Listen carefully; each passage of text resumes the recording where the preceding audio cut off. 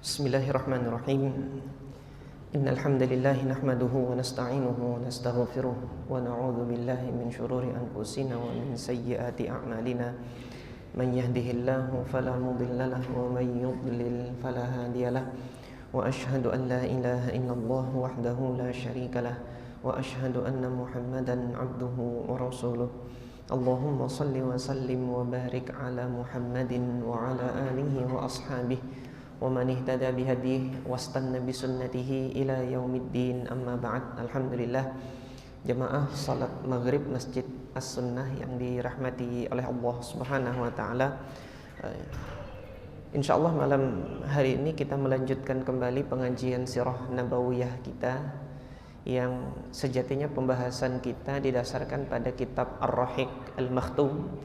Akan tetapi mengingat pada pertemuan sebelumnya peristiwa yang kita bahas adalah peristiwa pemugaran dan pembangunan kembali Ka'bah di masa Nabi SAW, yang pada saat itu terjadi ketika Nabi berumur 35 tahun.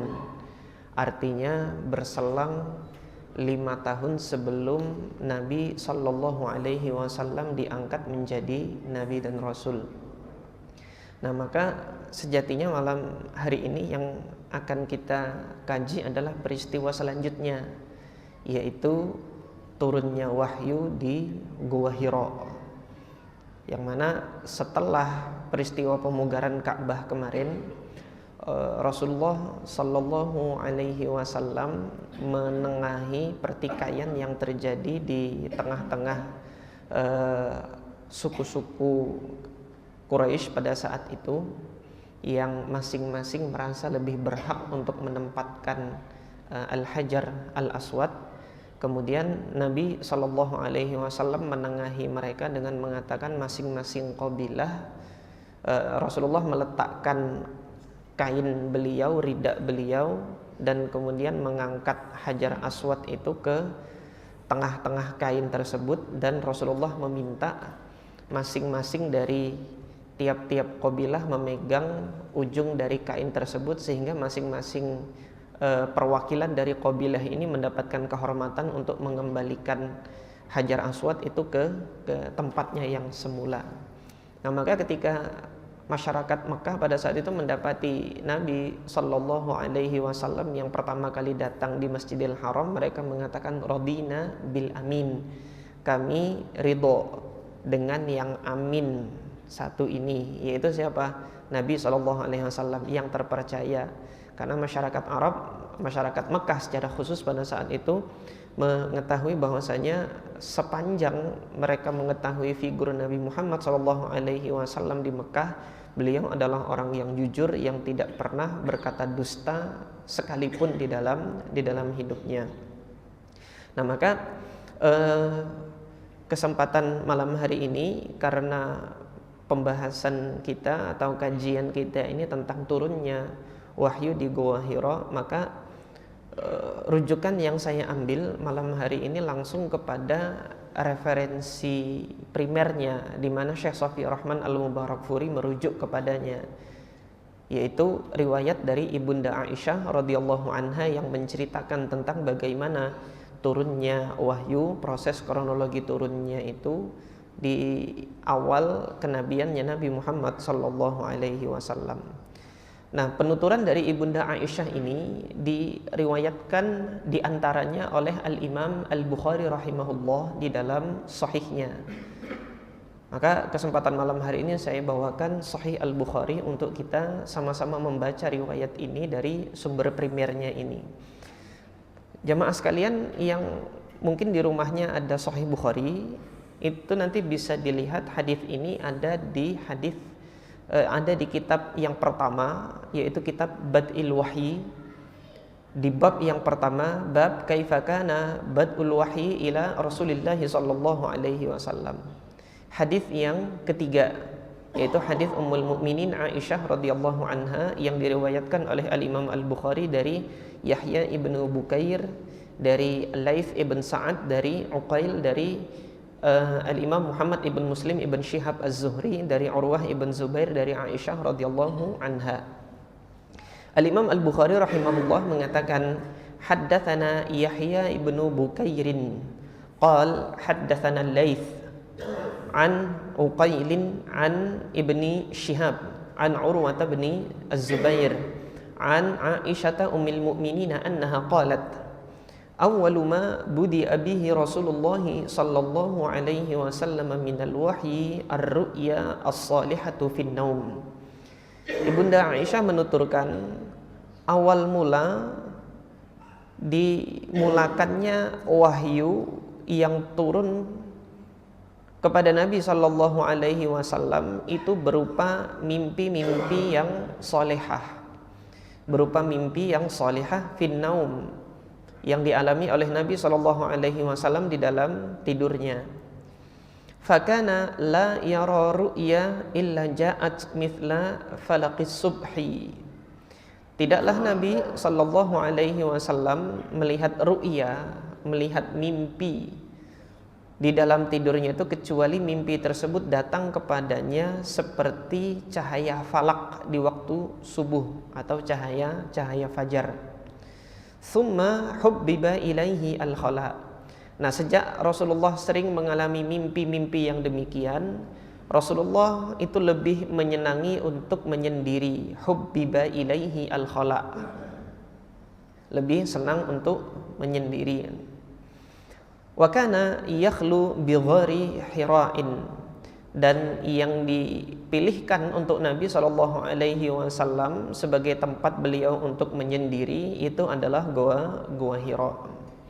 Nah, sampai di sini jamaah sekalian yang dirahmati oleh Allah Subhanahu wa taala, ada faidah di dalam ilmu kejiwaan modern saat ini, di mana secara mental laki-laki itu ketika menghadapi problem, satu hal yang dipandang dia susah, Allah Subhanahu wa taala jadikan mereka itu cenderung ingin waktu sendiri untuk tidak diganggu dulu sementara waktu. Nah, yang demikian ini ketika saya dapati di dalam hadis ini kok ada kecocokan gitu loh. Maksudnya kecocokan apa? Nabi Shallallahu alaihi wasallam pada saat itu kan secara pribadinya itu sedang gusar melihat kenyataan yang ada. Idealnya tatanan masyarakat itu kan baik gitu loh. Tetapi yang dihadapi oleh Nabi Shallallahu alaihi wasallam, tatanan masyarakat itu kok tidak baik gitu. Yang lemah ditindas, yang kuat semakin menindas.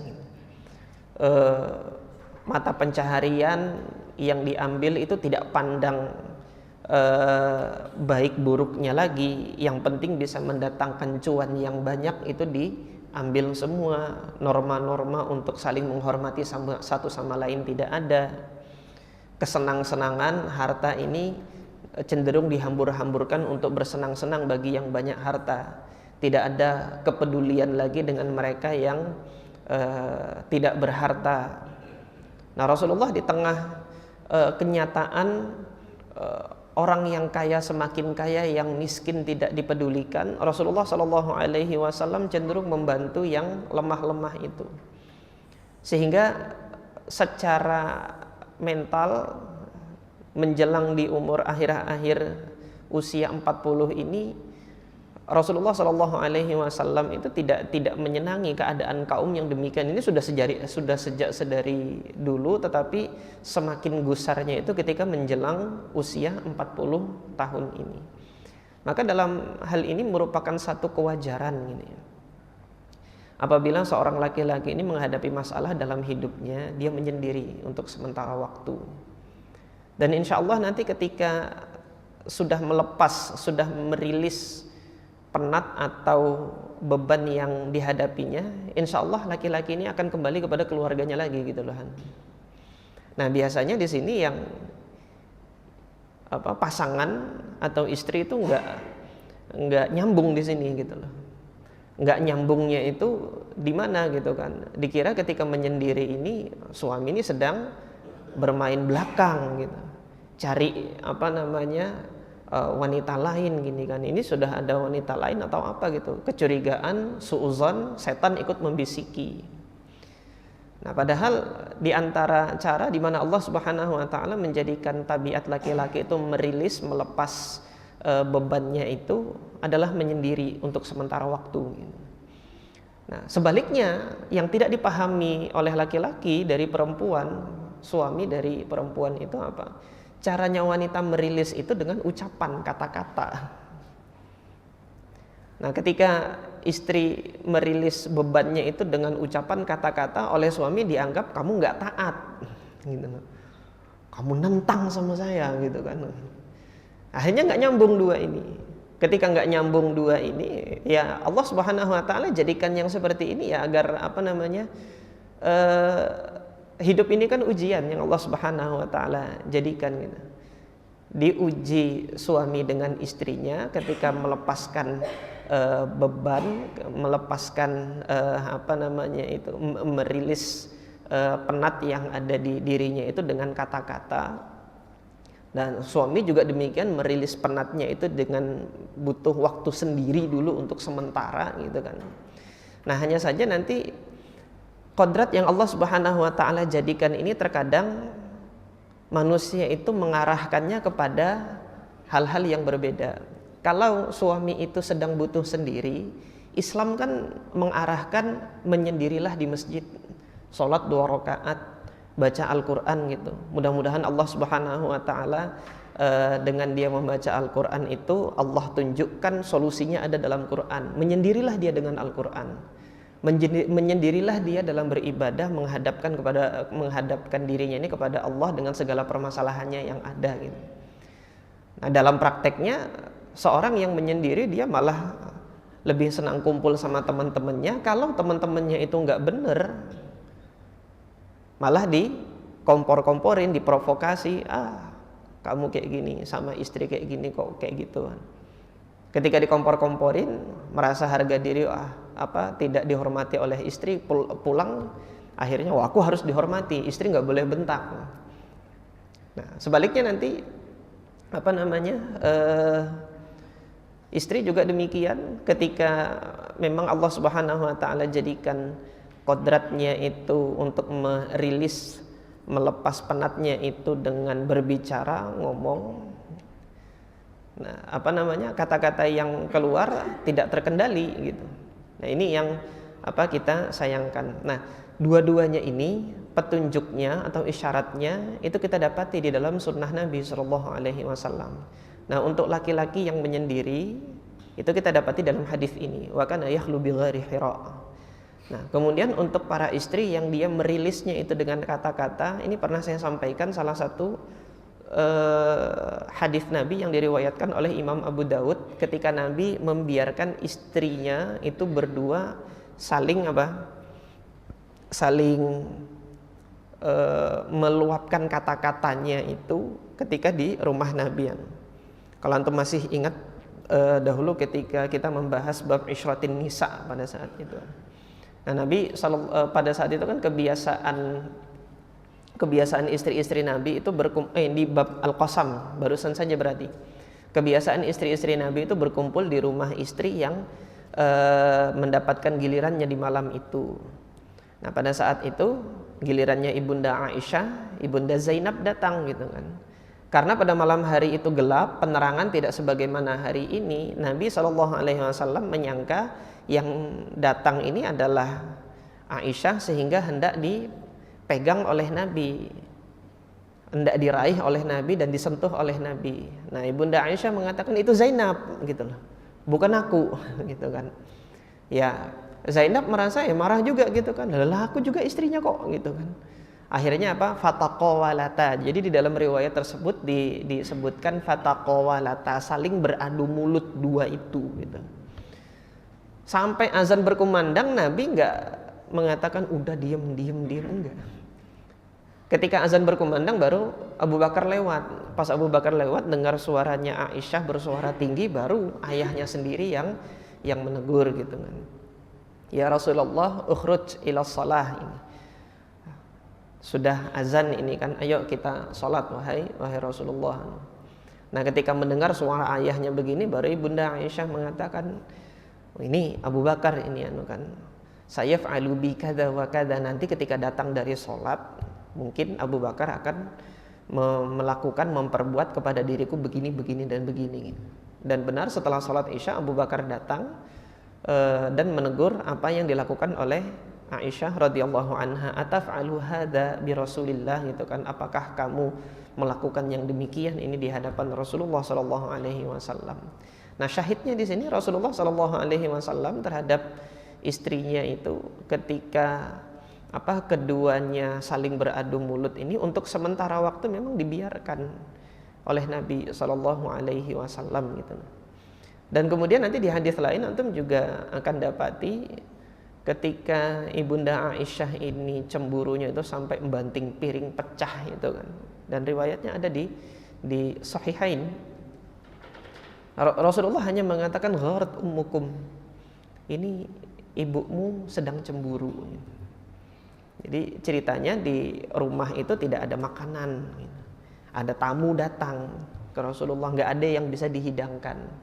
Nah, melihat ada tamu yang datang dan nggak ada yang bisa dihidangkan, istri Nabi yang lain yang bukan gilirannya di hari itu mengirimkan pelayannya untuk membawakan makanan ke rumah Rasulullah. Nah, Ibunda Aisyah tahu ini kiriman dari istri yang ini, wah nanti akan disenangi oleh Nabi daripada aku nggak punya makanan tapi dia yang punya makanan gitu kan. Sehingga kemudian pelayannya dari istri Nabi yang lain itu dipukul tangannya sehingga terjatuh piringnya dan pecah. Rasulullah mengatakan gharat ummukum gitu.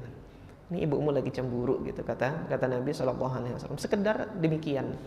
Nah, kembali kepada riwayat yang kita bahas ini tentang turunnya Gua Hira. Ini faedah yang bisa kita ambil dari menyendirinya Rasulullah SAW. Terlepas dari itu, menyendirinya Rasulullah ini atas tuntunan wahyu dari Allah Azza wa Jalla gitu.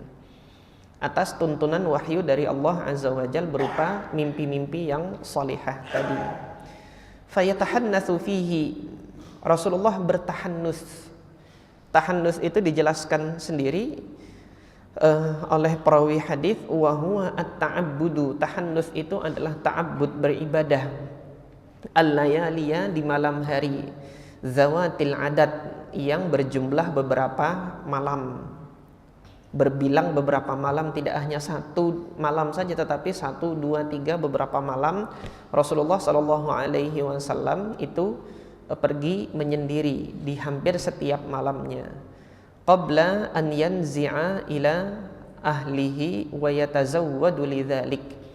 Sebelum Rasulullah Shallallahu Alaihi Wasallam itu kembali ke keluarganya, Rasulullah untuk melakukan tahannus ini membawa bekal. Jadi disediakan bekal itu tiap hari oleh Ibunda Khadijah radhiyallahu anha. Nah, di sini yang menjadikan Rasulullah itu begitu cinta kepada Ibunda Khadijah radhiyallahu anha. Jadi Ibunda Khadijah tahu suaminya itu perlu menyendiri gitu. Butuh apa, perlu apa, kalau perlu bekal nih, bawakan bekal. Dibawakan bekalnya.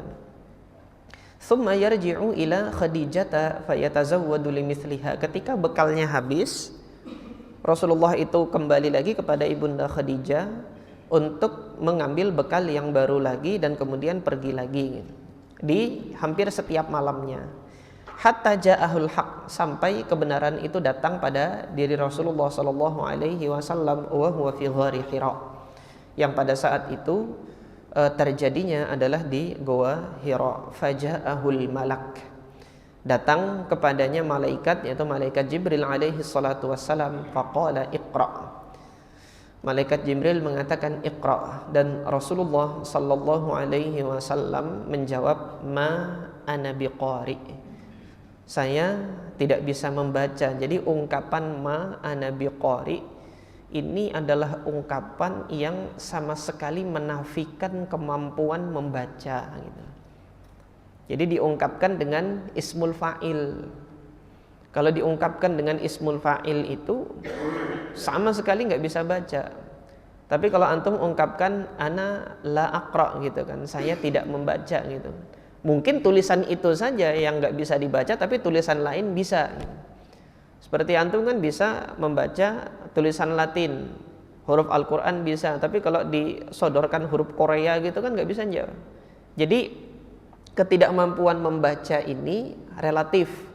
Kalau diungkapkan dengan ungkapan anala aqra gitu kan, saya nggak baca, atau anala aqdir an aqra gitu kan, saya nggak mampu untuk membaca. Tapi ketika diungkapkan ma ana biqari, sama sekali nggak bisa baca gitu kan. Huruf apapun tidak bisa membaca. Qala fa akhadani faghattani. Kemudian diriku ditangkap, kata Nabi, dan kemudian aku didekap. Hatta balagha minni al-jahda, sampai aku kepayahan, artinya merasa sesak, sesesak-sesaknya ketika didekap oleh malaikat Jibril. Tsumma arsalani, baru kemudian dilepaskan kembali. Faqala iqra. Malaikat Jibril mengatakan iqra, baca. Qultu ma ana biqari, saya sama sekali nggak bisa membaca. Didekap lagi, dipeluk lagi, ditangkap dan didekap lagi, as-tsaniyata, untuk kedua kali, hatta balagha minni al-jahda, sampai aku kepayahan. Tsumma arsalani, kemudian dilepaskan kembali. Faidah di sini apa, jamaah sekalian yang dirahmati oleh Allah Subhanahu wa taala? Belajar itu perlu pemaksaan. Andai kata, jangan diandaikan maksudnya ini pengandaian dalam hal pendidikan. Ketika Nabi Muhammad disuruh baca, tapi Nabi Muhammad menjawab saya nggak bisa baca, terus dikasih toleransi, ya udah deh nggak apa-apa gitu. Ya nggak jadi Nabi dan Rasul gitu kan. Maka guru kepada murid gitu kan, ketika mengajarkan sesuatu, murid beralasan saya nggak bisa, nggak, tetap paksa. Ini dipaksa 2 kali, sampai ketiga kalinya saya nggak bisa baca, tetap fa'akhadhani faghattani. As-salisata, untuk yang ketiga kalinya ditangkap lagi ketika Nabi mengatakan aku tidak bisa membaca, baru kemudian dilepaskan oleh malaikat Jibril. Maka setelah 3 kali barulah Allah Subhanahu wa taala mengajarkan. Jadi dalam hal ini jemaah sekalian, bagi guru atau orang tua yang memaksa peserta didiknya, memaksa muridnya, atau kemudian ayah memaksa anaknya untuk belajar, ini Allah menunjukkan satu metode pengajaran di sini. Ia dipaksa, tapi diberikan bimbingan dan arahan tetap. Kadangkala pendidik waliyadzubillah gitu kan, ada yang maksa tetapi nggak memberikan bimbingan. Pokoknya kamu harus bisa, kalau enggak saya hukum kamu gitu kan. Dosen killer gitu kan, saya nggak mau tahu, pokoknya makalah harus jadi gitu kan. Tapi memberikan arahan, tuntunan, kamu buka di referensi ini, cari ini, terus kemudian susun seperti ini. Arahan itu tidak diberikan. Terkadang ada yang demikian, dosen ataupun guru gitu kan, memberikan tugas, tidak diberikan bimbingan. Nah di sini kita lihat Allah ketika memaksa Nabi Muhammad baca, baru kemudian bimbingan itu diberikannya. Itu apa? Bimbingan wahyu. Rasulullah dihadapkan pada satu problem gitu kan, bingung mau harus kemana.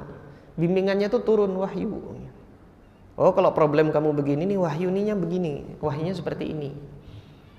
Dan wahyu-wahyu yang Allah Subhanahu wa taala turunkan, ada yang lugas menjawab problem, ada yang isyarat.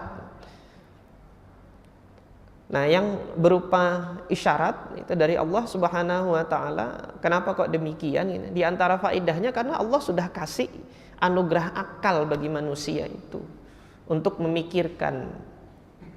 Salah satunya nanti ketika kaum muslimin dan Nabi Muhammad mendapati problem di mana kaum kafir Quraisy ini semakin memberikan tekanan, terutama pada kalangan masyarakat strata strata bawah, bingung harus kemana. Allah Subhanahu wa taala turunkan surah Al-Kahfi yang menceritakan dahulu gitu kan, ada umat sebelum kalian yang juga sama seperti kalian. Ketika beriman dia ditekan oleh penguasa pada saat itu. Yang mereka lakukan adalah keluar dari negeri itu untuk menyelamatkan akidah dan keimanannya. yaitu kisah pemuda Kahfi. Nah, Allah Subhanahu wa taala kan nggak langsung ngasih jawaban, kamu keluar dari Mekah gitu. Enggak. Tapi diberi isyarat, dulu ada teladan kalian, orang soleh terdahulu gitu loh. Ketika menghadapi problem yang sama, ini loh yang mereka lakukan gitu. Nah, maka ketika Allah berikan isyarat turunnya surah Al-Kahfi ini menceritakan tentang cerita pemuda Kahfi ini, disitulah kemudian, oh kalau begitu yang merasa dipaksa dengan tekanan-tekanan yang sangat berat di Mekah itu keluar dari Mekah, maka hijrahlah ke Habasyah.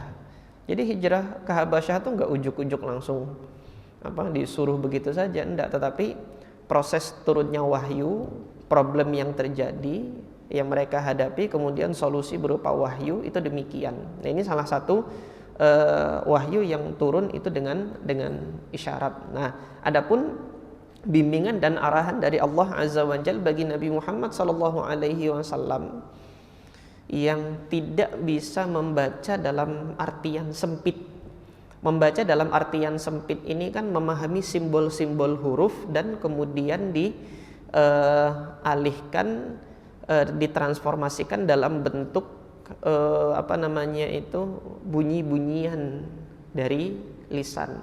Kalau simbolnya begini maka bunyinya begini. Ini kan satu sistem di dalam budaya masyarakat dunia yang sejak saat itu sudah mulai mengenal huruf gitu kan, dan masing-masing bangsa itu memiliki bahasa yang berbeda-beda. Untuk mewakili bahasa-bahasa mereka, itu mereka letakkan simbol-simbol tertentu. Nah, untuk masyarakat Arab pada saat itu pada umumnya huruf-huruf yang keluar dari lisan ini tidak secara dominan dalam budaya masyarakat Arab itu diungkapkan dalam bentuk simbol-simbol tulisan gitu loh. Meskipun sebagian nanti ada yang mampu untuk mengungkapkannya dalam simbol-simbol tulisan, tetapi bukan menjadi satu budaya yang umum. Dan Nabi Muhammad SAW termasuk yang tidak mengungkapkan simbol-simbol huruf itu, bunyi-bunyian huruf itu, penuturan-penuturan bahasa yang disampaikan secara lisan itu dalam bentuk simbol huruf gitu. Jadi tidak bisa membaca dan tidak bisa menulis. Nah, Allah Subhanahu wa taala dalam surah Al-Alaq ini menyebutkan bahwasanya membaca itu tidak selamanya diartikan sebagai bentuk aktivitas memahami dan menerjemahkan simbol huruf tertentu yang kemudian diungkapkan dalam bentuk bunyi-bunyian mulut. Ini tidak gitu loh. Sehingga ketika Allah kalamkan di ayat pertama, Iqra bismi rabbikal ladzi khalaq, bacalah dengan menyebut nama Tuhanmu. Satu kaidah ini ya, insyaallah kalau antum pernah membaca kitabnya Syekh Abdurrahman Asy-Sya'di tentang qawaidut tafsir, tentang kaidah penafsiran, perintah dari Allah Azza wa Jal ketika tidak disebutkan objeknya ini menunjukkan keumuman. Dan ini nanti di dalam literatur kaidah-kaidah penafsiran yang lainnya, insya Allah antum akan dapati kaidah ini dengan redaksi yang mungkin beragam tetapi dia substansinya sama. Ketika ayat Al-Quran itu memerintahkan sesuatu dan tidak disebutkan objeknya, ini menunjukkan keumuman. Nah, antum mendapati sini kan bacalah, tapi Allah tidak menyebutkan apa yang kamu baca. Apakah simbol huruf, ataukah kejadian yang ada, peristiwa-peristiwa yang terangkai gitu kan, pola kehidupan yang ada di sekitar gitu kan, bagaimana Allah Subhanahu wa taala menjadikan sistem di alam ini. Nanti beberapa bulan sekali ada peredaran yang berbeda dari bulan-bulan. Ini kan semuanya aktivitas membaca. Jadi membaca itu tidak melulu hanya memahami simbol huruf tertentu yang kemudian diungkapkan dalam bentuk bunyi-bunyian. Ini Allah mengajarkan Nabi Muhammad di sini. Tetapi yang penting di sini apapun aktivitas membaca yang Anda baca itu bismi rabbikal ladzi khalaq. Sertakan nama Tuhanmu, mulakan dengan nama Tuhanmu. Jadi untuk memulai aktivitas itu mulakan dengan nama Tuhanmu, Alladzi Khalaq, yang menciptakan semuanya. Nah, maka ada isyarat di sini yang dibaca itu semua ciptaan Allah. Silahkan Anda baca, silahkan Anda telaah, silahkan Anda analisa. Khalaqal insana min 'alaq, yang telah menciptakan manusia itu dari al-'alaq, sesuatu yang bergantung. Ini subhanallah, di masa itu ilmu kedokteran itu masih klasik, belum melihat bagaimana janin itu di dalam rahim ibunya, tetapi masyarakat Arab sudah menamakan embrio janin itu dengan istilah alaq yang artinya gantung. Nah, ketika kedokteran modern sekarang melihat, nah, ternyata benar. Ketika sudah terjadi pembuahan itu, embrio itu nempel di dinding rahim dan bergantung, alaq. Dan ketika sudah lahir pun, kita sebagai individu al-insan yang Allah Subhanahu wa taala sebutkan ini, kehidupan kita tergantung, tidak bisa mustaqil, independen, sendiri berdiri, tetapi ada ketergantungan dengan makhluk-makhluk Allah yang lain. Iqra wa rabbukal akram, bacalah dan Tuhanmu lah yang maha mulia. Wa rabbukal akram. Akram dari kata karim. Ini dalam penuturan masyarakat Arab, karim itu terkadang diungkapkan sebagai lawan kata dari bakhil. Bakhil itu pelit, nggak mau memberi. Nah, karim itu dia senang memberi. Ketika dikatakan akram, Allah mengisyaratkan dalam ayat ini apa yang kamu butuhkan gitu kan. Dalam aktivitasmu nanti selanjutnya yang sudah kamu mulakan dengan membaca dan dengan nama Allah ini, Allah nanti yang akan memberikan. Wa rabbukal akram. Sampai ayat ketiga ini, pulanglah Nabi Muhammad sallallahu alaihi wasallam dalam keadaan takut. Faraja'a biha Rasulullah sallallahu alaihi wasallam yarjufu fuaduhu. Yarjufu itu taharraka wattoroba syadidan, jadi gemetaran dengan segemetar-gemetarnya. Fuaduhu yaitu perasaan hati, mentalnya itu sangat ketakutan sekali. Fadakhala ala Khadijah, datang menemui Khadijah binti Khuwailid radhiyallahu anha. Datang menemui Khadijah binti Khuwailidin radhiyallahu anha, faqal zammiluni zammiluni, selimuti aku, selimuti aku. Nanti insyaallah akan kita sampaikan zammiluni itu, zamlun itu secara bahasa itu artinya adalah beban, athiqal, sesuatu yang berat. Jadi selimut itu dikatakan zaml karena dia bobotnya lebih berat daripada kain yang lain, karena dia tebal, kemudian dia diletakkan di atas, bobotnya lebih berat daripada kain yang lain, dan sifatnya itu menghangatkan. Zammiluni zammiluni, fazammaluhu, maka diselimutilah Rasulullah sallallahu alaihi wasallam hatta dhahaba anhu ar-raw'u, sampai rasa takut itu hilang, mereda ketakutan itu dari diri Nabi sallallahu alaihi wasallam. Faqala li Khadijah wa akhbarahal khabar, maka disampaikanlah kepada ibunda Khadijah apa yang terjadi, dikabarkanlah apa yang dia alami di Gua Hira ini. Sehingga Nabi mengatakan, laqad khasyitu ala nafsi, aku khawatir akan diriku ini kejadian menakutkan sekali, aku khawatir ini adalah keburukan, khawatir Nabi. Faqalat Khadijatu kalla, enggak. Subhanallah, ibunda Khadijah ini kok ketika Nabi sallallahu alaihi wasallam sedang dalam kebingungan, beliau lebih menyendiri, ibunda Khadijah justru kemudian memberikan dukungan, silahkan ketika mau menyendiri, dibuatkan bekal lagi. Namun di dalam penyendiriannya Nabi mengalami peristiwa yang menakutkan, mencekam bagi Nabi, sampai kepada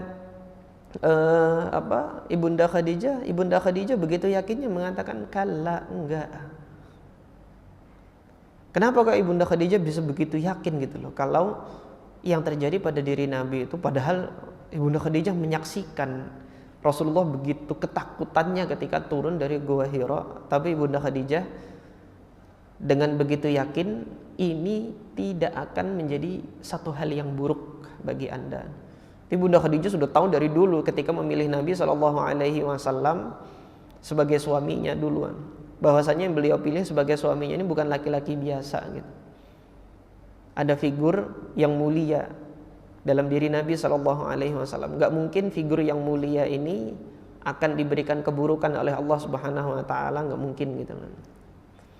Sama seperti keyakinannya Nabi Yusuf alaihissalam ketika dibuli oleh saudaranya, masuk ke sumur, ditarik kemudian dijadikan budak, dijual di pasar budak, diambil oleh seorang tuan, kemudian difitnah untuk melakukan serong dengan istri tuannya. Tapi semua itu sedikit pun tidak menjadikan kegusaran pada diri Nabi Yusuf alaihissalam. Karena dahulu ayahnya mengatakan kepada Nabi Yusuf, antum nanti lihat di surah Yusuf itu, wa kadzalika yajtabika rabbuka, demikianlah Tuhanmu itu telah memilih kamu. Kamu tuh hamba pilihan. Maka ketika Nabi Yusuf itu mendapatkan petuah dari ayahnya, kamu itu adalah hamba pilihan, Allah sudah milih kamu gitu kan. Nggak mungkin Allah akan memberikan kecelakaan dan keburukan terhadap hamba yang telah Allah pilih. Maka biar disakiti sama saudaranya, ini bukan keburukan, ada kebaikan nanti setelah ini. Kapan itu ya Allah yang lebih tahu.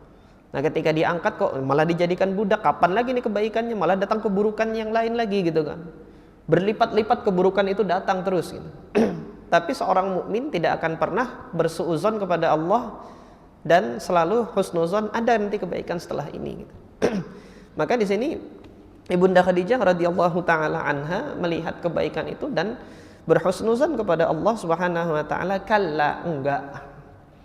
Dari mana Ibunda Khadijah tahu? Wallahi ma yukhzikallahu abada, demi Allah, Allah tidak akan mencelakakan Anda, menghinakan Anda, selamanya enggak akan. Kenapa? Innaka latasilur rahim. Engkau ini orangnya senantiasa menyambung silaturahim. Enggak mungkin sesosok figur yang gemar menyambung silaturahim itu Allah berikan keburukan, Allah timpakan musibah yang buruk bagi dirinya, enggak. Kalau terjadi sesuatu yang tidak menyenangkan, itu bukan keburukan. Akan ada kebaikan nanti yang kita tidak mengetahuinya gitu. Jadi yang dialami ini bukan keburukan. Wa tahmilu al-kalla. Engkau ini orang yang selalu membawa, hamala yahmilu itu kan membawa, mengangkat di atas pundak ini. Al-kalla maknahu athiqal, sesuatu yang berat. Engkau ini membawa beban orang yang dibebani gitu loh. Orang lain yang terbebani dengan keadaan ekonomi yang mencekik gitu kan. Rasulullah itu membawa bebannya, meringankan beban mereka.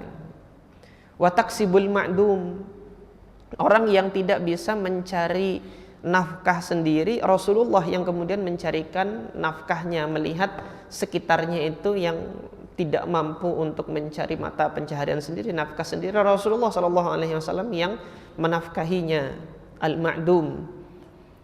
Jadi diantaranya kan sahabat Nabi Ali bin Abi Thalib ini kan dititipkan oleh Abu Thalib untuk diasuh di Nabi SAW, karena secara ekonomi Abu Thalib pada saat itu tidak sebagaimana saudara-saudaranya Nabi yang lain yang dia saudagar. Secara ekonomi itu yang paling berkebutuhan sejatinya adalah Abu Thalib, tetapi dengan kondisi ekonomi yang pas-pasan seperti itu, Abu Thalib yang mengasuh Nabi dari kecil. Maka ketika Abu Thalib memiliki anak, diserahkanlah anak itu kepada Nabi SAW untuk diasuh.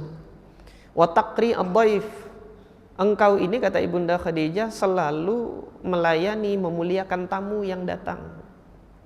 Wa tu'inu ala nawaibil haq, dan engkau selalu kontribusi, ikut. Tu'in, al-i'anah itu memberikan pertolongan. Ala nawaibil haq, dalam perwakilan-perwakilan, dalam pekerjaan-pekerjaan yang di dalamnya itu ada al-haq, Jadi antum melihat kemarin peristiwa pembangunan Ka'bah, untuk kegiatan-kegiatan yang ada al-haq di dalamnya, ada sesuatu yang benar dalam kegiatan bermasyarakat, Rasulullah itu ikut serta di situ, memberikan sepenuhnya apa yang beliau bisa lakukan. Dalam peristiwa Hilful Fudul, perdamaian peristiwa Hilful Fudul, sumpahnya beberapa tokoh di Quraisy itu untuk untuk memastikan tidak boleh ada yang dizolimi di tanah Mekah ini. Rasulullah menyenangi itu gitu kan. Nah, yang Rasulullah tidak ikut serta itu dalam perkara-perkara mungkar. Budaya penyembahan berhala Rasulullah nggak ikut, budaya mabuk-mabukan, minum khamr Rasulullah nggak ikut-ikutan. Budaya-budaya yang hak itu Rasulullah Shallallahu Alaihi Wasallam ikut serta di situ. Maka dari jawabannya Ibunda Khadijah ini terlihat kepribadiannya Ibunda Khadijah yang menjadikan Nabi Muhammad Shallallahu Alaihi Wasallam begitu mencintai beliau sampai nanti setelah beliau wafatnya itu. Dari sini kan antum bisa lihat, sebelum risalah kenabian itu disampaikan, Ibunda Khadijah sudah beriman lebih dahulu gitu loh. Ini keutamaan yang besar bagi Ibunda Khadijah radhiyallahu anha. Nah, kemudian satu lagi faedah di sini yang kita dapati, artinya apa? Kepercayaan masyarakat Mekah, terkhusus di sini Ibunda Khadijah percaya pada diri Nabi Shallallahu Alaihi Wasallam itu kan disebabkan dari figur kepribadian yang mulia, yang mana hari ini kepribadian yang mulia ini yang menjadi krisis bagi umat saat ini. Sulit bagi umat saat ini mendapati figur yang mulia ini. Ketidakkonsistenan antara ucapan dengan perbuatan itu menjadikan umat tidak percaya gitu, pada public figure tertentu. Ya mau gimana lagi? Yang dijadikan public figure siapa? Mohon maaf bagi yang berprofesi demikian, artis, aktor, seniman, itu yang dijadikan public figure gitu. Sehingga ketika nanti melihat nggak konsisten antara ucapan dan perbuatan, ya karena yang dijadikan public figure mereka gitu loh. Tapi ulama yang Rabbani jarang didapati oleh umat ini. Satu, jarang didapati oleh umat, dan jarang umat juga menjadikan teladan mereka itu berupa ulama-ulama yang Rabbani, yang lurus, istiqomah, memiliki kesesuaian antara ucapan dengan perbuatan, kekonsistenan antara ucapan dengan perbuatan. Lebih banyak mengidolakan selebgram gitu kan, lebih banyak mengidolakan public figure yang lainnya, waliyadzubillah gitu. Sehingga saat ini umat masih krisis terhadap figur yang harusnya itu diidolakan. Nah, tentunya sebagai umat Nabi Muhammad, yang kita idolakan adalah beliau Sallallahu Alaihi Wasallam. Ya, salah satunya dengan mempelajari sirah nabawiyah ini. Nah, sampai di sini ini riwayat belum selesai, tetapi Allah takdirkan waktu telah sampai pada azan Isya. Mudah-mudahan nanti bisa kita lanjutkan kembali. Singkatnya, setelah Ibunda Khadijah sampaikan ini, Nabi Muhammad tenang. Ibunda Khadijah membawa Nabi Muhammad SAW menemui sepupunya Ibunda Khadijah, yaitu Waraqah ibn Naufal. Menemui Waraqah ibn Naufal, yang mana Waraqah ibn Naufal ini memiliki pengetahuan dari Alkitab, dan beliau mempelajari kitab-kitab agama Nasrani pada saat itu. Insya Allah nanti akan kita lanjutkan sampai di sini terlebih dahulu yang bisa kita baca. Aqulu qouli hadza wa astaghfirullah li wa lakum. Subhanakallahumma rabbana wa bihamdika asyhadu an la ilaha illa anta astaghfiruka wa atubu ilaik. Assalamualaikum warahmatullahi wabarakatuh.